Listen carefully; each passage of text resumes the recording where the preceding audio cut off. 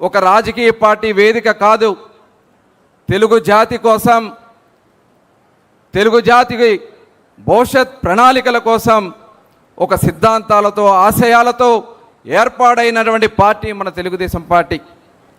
మరి ఆనాడు స్వర్గీయ అన్న నందమూరి తారక రామారావు గారు తెలుగుదేశం పార్టీ స్థాపించే నాటికి ఆంధ్ర రాష్ట్రంలో ఉన్నటువంటి బడుగు బలహీన వర్గాలకి తగిన ప్రాధాన్యత లేదు.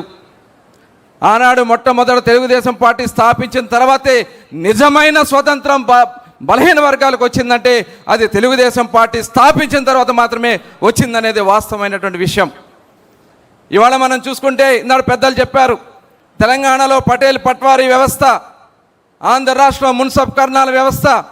మరి ఆ రోజు బాంచన్ దొర అని చెప్పి చెప్పులు ఇడిసి వాళ్ళ ముందు వెళ్లాల్సినటువంటి పరిస్థితి ఉంటే మొత్తం ఆ వ్యవస్థనే రద్దు చేసి బలహీన వర్గాలకి రాజకీయ ప్రాధాన్యతనిచ్చి ఎమ్మెల్యేలుగా, మంత్రులుగా, కేంద్ర మంత్రులుగా నిలబెట్టినటువంటి మరి పార్టీ తెలుగుదేశం పార్టీ.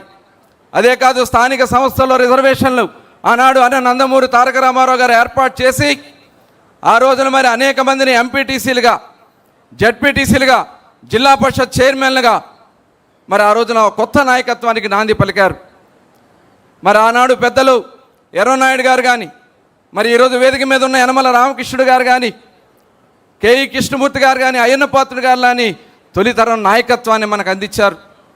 ఆ రోజున బీసీల సంక్షేమం కోసం అనేక కార్యక్రమాలు తీసుకుని పక్కా గృహ నిర్మాణం కానీ అనేక కార్యక్రమాలకి శ్రీకారం చుట్టి బడుగు బలహీన వర్గాన్ని ఆర్థికంగా, సామాజికంగా, రాజకీయంగా ముందుకు తీసుకెళ్లడం కూడా జరిగింది.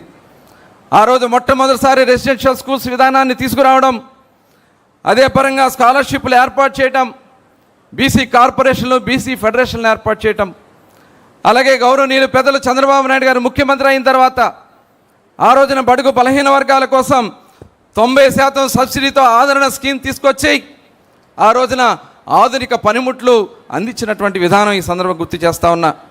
స్టడీ సర్కిల్ ఏర్పాటు చేయడం, ఆ రోజు 20% ఉన్నటువంటి బీసీ రిజర్వేషన్ 34% తీసుకెళ్లడం, నాయకత్వాన్ని ప్రోత్సహించడం, విదేశీ విద్యా స్కీమ్స్ కానీ, స్టడీ సర్కిల్స్ కానీ, అలాగే బీసీ సప్లాన్ని మొట్టమొదటిసారి 2014-19లో తీసుకొచ్చి దగ్గర 40,000 కోట్ల రూపాయలు ఆ రోజున బీసీల కోసం ఖర్చు పెట్టడం కూడా జరిగింది.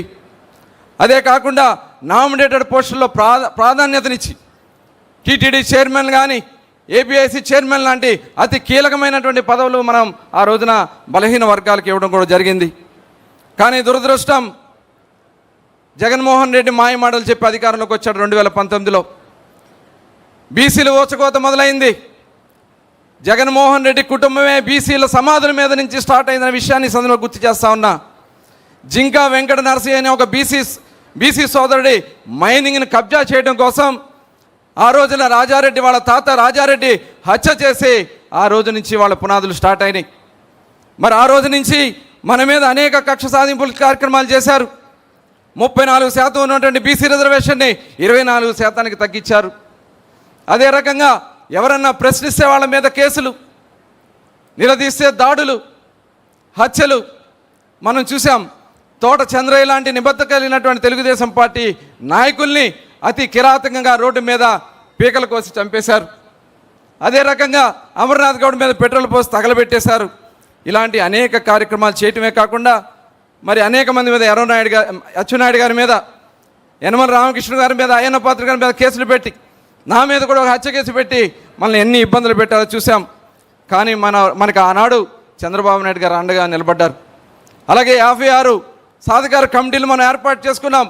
కనీసం పంచాయతీ కార్యాలయాలు కూడా అడుగు పెట్టినటువంటి బీసీ వర్గాల్ని ఆ రోజున సాధికార కమిటీలుగా ఏర్పాటు చేసి రాష్ట్రం అంతా కూడా తిప్పి ఇవాళ మనం అధికారంలో రావడానికి కీలక పాత్ర బీసీ సోదరులు పోషించారు.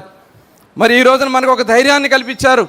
యువగళం పాదయాత్ర ద్వారా మన యువ నాయకుడు నారా లోకేష్ గారు వెళ్ళిన ప్రతి ప్రాంతంలో కూడా బీసీ వర్గాలను దగ్గరికి పిలిపించుకొని నేనున్నానని చెప్పి ఒక భుజం తట్టి బీసీ గళంగా నిలబెట్టినటువంటి విషయం. అదే కాకుండా రేపు మన ప్రభుత్వం వచ్చిన వెంటనే బీసీ రక్షణ చట్టాన్ని ఏర్పాటు చేస్తామని చెప్పి ఆ రోజు ఒక ధైర్యాన్ని కల్పించి ఈరోజు ఆ బీసీ రక్షణ చట్టాన్ని మనం ఈరోజు ముందుకు తీసుకురాగలుగుతా ఉన్నాం. అలాగే ఇవాళ అధిక ప్రాధాన్యతనిస్తూ ఉన్నాం. ఈరోజు నామినేటెడ్ పోస్టుల్లో 34% రిజర్వేషన్ మనం అమలు చేస్తూ ఉన్నాం. అలాగే 56 కార్పొరేషన్ని ఇవాళ కమిటీలు ఏర్పాటు చేసుకున్నాం. చేనేత, మత్స్యకార, అదేవిధంగా గౌడ సోదరులకి గీత కుల కార్మికులకి 50 సంవత్సరాలకి పెన్షన్లు ఇస్తూ ఉన్నాం. ఆదరణ స్కీమ్కి 1000 కోట్ల రూపాయలు ఇవాళ కేటాయించుకుని ఇవాళ కార్యాచరణ చేసుకోబోతా ఉన్నాం. విదేశీ విద్య మళ్ళీ పునరుద్ధరించుకున్నాం. బీసీ స్టడీ సర్కిల్స్ కానీ, ఐఏఎస్ ఐపీఎస్ కోచింగ్ సెంటర్లు కానీ, 34% రిజర్వేషన్లు మళ్ళీ స్థానిక సంస్థలో కల్పించడానికి కానీ ఇవాళ మళ్ళీ ముందుకు వెళ్ళబోతా ఉన్నాం. రక్షణ చట్టం ఈరోజు దాని మీద ఒక డ్రాఫ్ట్ కూడా తయారు చేసుకున్నాం. స్వర్ణకార కార్పొరేషన్ ఏర్పాటు చేసుకున్నాం.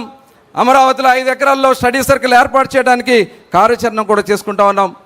ఇవాళ పవర్ సబ్సిడీ కింద నాయి బ్రాహ్మణ సోదరులకి 200 యూనిట్ల వరకు సబ్సిడీ ఈరోజు ఉచితంగా అందిస్తున్నాం. అదేవిధంగా రజక సోదరులకు 200 యూనిట్లు ఉచితంగా ఇస్తూ ఉన్నాం. చేనేత కార్మికులకి 200 యూనిట్లు ఉచితంగా ఇస్తూ ఉన్నాం. మరమగ్గాలుంటే 500 యూనిట్లు ఉచితంగా ఇవ్వడానికి కార్యాచరణ చేస్తూ ఉన్నాం. అలాగే మత్స్యకార సోదరులకి ఆ రోజు జీవో నెంబర్ 217 తీసుకొచ్చి జగన్